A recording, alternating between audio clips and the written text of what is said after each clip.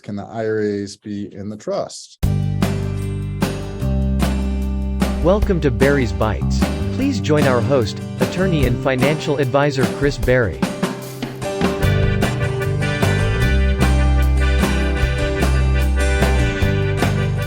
The answer is sort of. The trust can never be the owner of an IRA. So any type of qualified accounts, things like IRAs, 401ks, Roth, you have to be the owner. Now, what you can do is you can pay the tax, take it out of the IRA and invest it in something else where now the trust could be the owner. But you have to be the owner of the IRA. But if you have a trust, you name typically spouse as the primary beneficiary, then the trust is the contingent beneficiary. So the trust can own inherited IRAs and inherited Roths. And typically the reason we do want this because we can maintain the 10-year stretch for tax purposes with the trust, because that's the maximum that inherited IRAs can be stretched out for tax purposes, but also you can build an asset protection for beneficiaries. So there's really no, especially with our types of trusts, there's no reason why you wouldn't name the trust as the beneficiary.